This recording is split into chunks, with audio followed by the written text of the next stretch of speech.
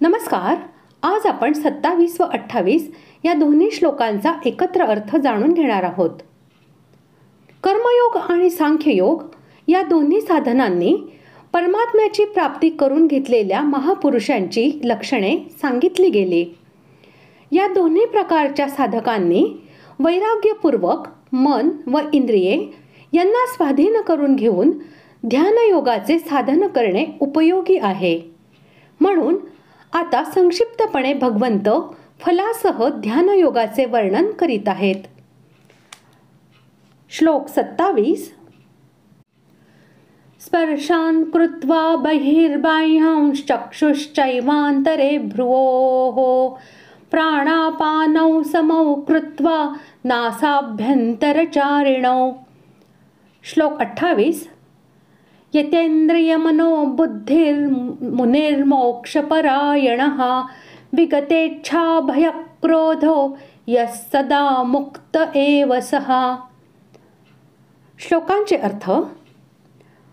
बाहेरच्या विषयभोगांचे चिंतन न करता ते बाहेरच ठेवून दृष्टी भुवयांच्या मध्यभागी स्थिर करून तसेच नाकातून वाहणारे प्राण व अपान सम करून ज्याने इंद्रिये, मन व बुद्धी जिंकली आहेत असा मोक्षतत्पर मुनी इच्छा, भय आणि क्रोध यांनी रहित झाला की तो सदोदित मुक्तच असतो.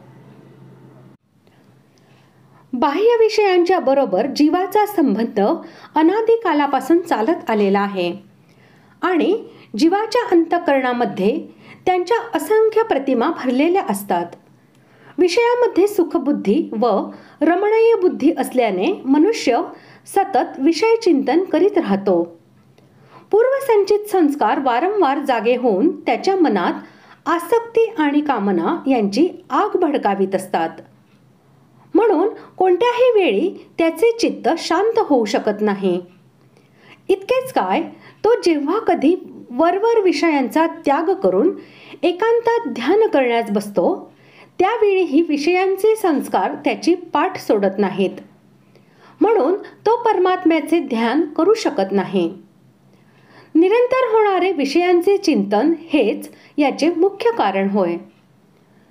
जोपर्यंत हे विषय चिंतन बंद होत नाही तोपर्यंत विषयांबद्दलची सुखबुद्धी टिकून राहते.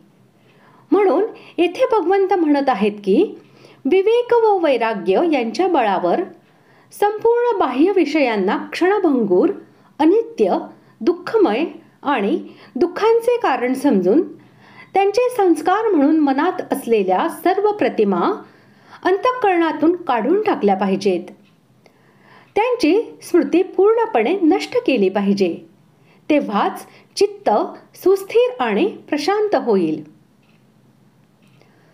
नेत्रांनी चोहीकडे बघत राहिल्यामुळे ध्यानामध्ये स्वाभाविकपणे विघ्न विक्षेप येतात आणि नेत्र बंद केल्यास आळस व निद्रा यांना बळी पडण्याची भीती असते.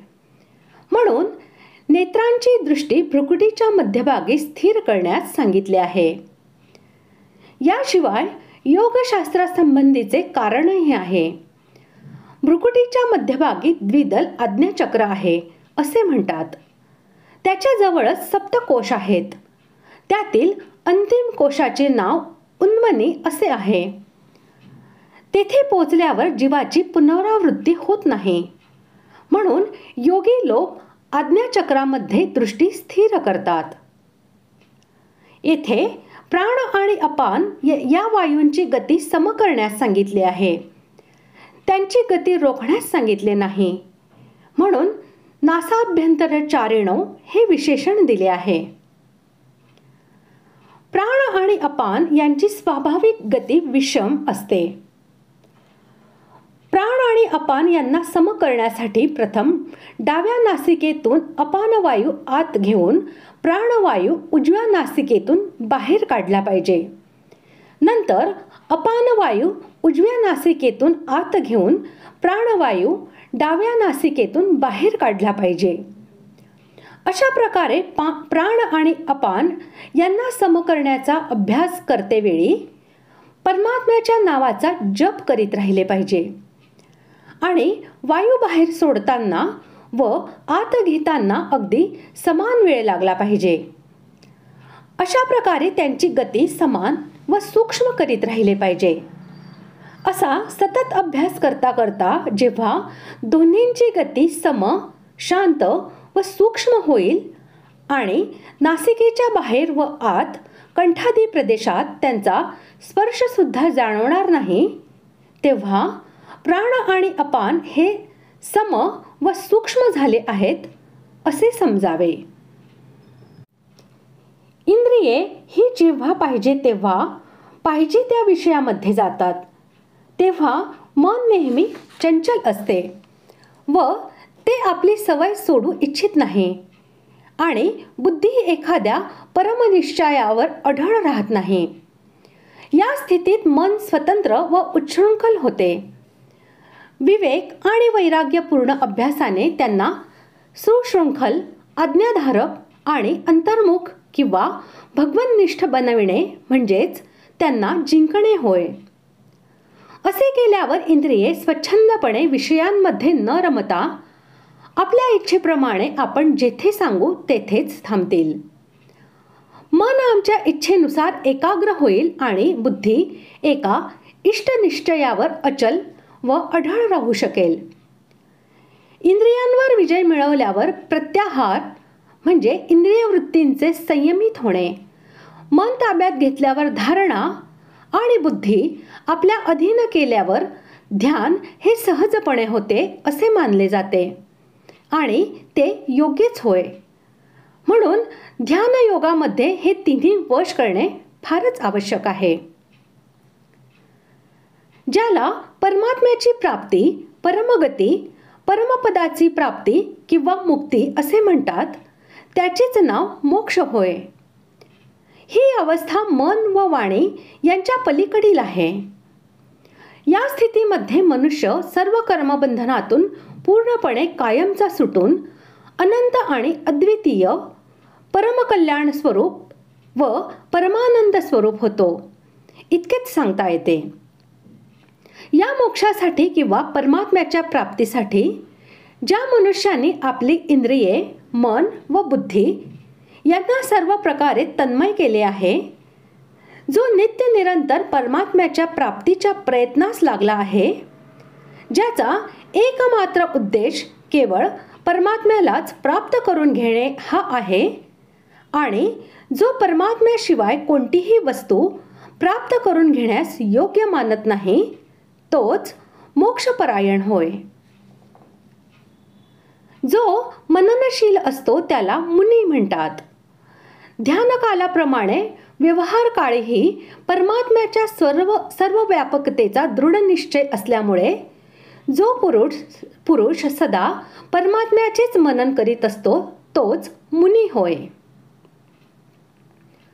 कोणत्या तरी गोष्टीचा अभाव जाणवल्यावर इच्छा उत्पन्न होते. अनिष्ट शंकेने व क्रोधाने कामनेमध्ये विघ्न आल्यावर किंवा मनाप्रमाणे अनुकूल असे कार्य न झाल्यावर भय वाटते. वरील प्रकारे ध्यानयोगाचे साधन करता करता जो पुरुष सिद्ध बनतो त्याला सर्वत्र, सर्वदा आणि सर्वथा परमात्म्याचा अनुभव येतो. त्याला कोठेही त्याचा अभाव दिसत नाही. मग त्याला इच्छा कसल्या गोष्टीची होणार? जर एका परमात्म्याशिवाय दुसरे काहीच नाही आणि नित्य, सत्य, सनातन, अनंत व अविनाशी अशा परमात्म्याच्या स्वरूपामध्ये कोणतेही परिवर्तन होत नाही, तर मग अनिष्टाच्या शंकेमुळे उत्पन्न होणारे भय का बरे वाटेल? आणि परमात्म्याची नित्य व पूर्ण प्राप्ती झाल्यामुळे जर कोणतीही कामना किंवा मनोरथ उरत नाही, तर मग क्रोधही कशावर आणि कशासाठी येईल? म्हणून या स्थितीमध्ये त्याच्या अंतःकरणात, त्याच्या व्यवहार प्रसंगी, स्वप्नात, कधीही कशाही अवस्थेमध्ये कोणत्याही प्रकारची इच्छाच उत्पन्न होत नाही. कोणत्याही घटनेमुळे त्याला कोणत्याही प्रकारचे भय वाटत नाही आणि कोणत्याही अवस्थेमध्ये क्रोध उत्पन्न होत नाही. एव हे अव्यय निश्चयाचे बोधक आहे. जो महापुरुष वरील साधनांमुळे इच्छा, भय आणि क्रोध यांच्यापासून पूर्णपणे रहित झालेला आहे, तो ध्यानाच्या वेळी असो किंवा व्यवहाराच्या वेळी असो, शरीर असताना असो किंवा शरीर पडल्यावर असो, सर्व अवस्थांमध्ये तो नेहमी मुक्तच असतो. संसार बंधनातून कायमचा पूर्णपणे सुटून त्याला परमात्म्याची प्राप्ती झालेली आहे, यात कोणताही संशय नाही. अशा प्रकारे आज आपण 27 व 28 या दोन्ही श्लोकांचा अर्थ जाणून घेतला. पुढील भागात आपण 29व्या श्लोकाचा अर्थ जाणून घेऊया. धन्यवाद.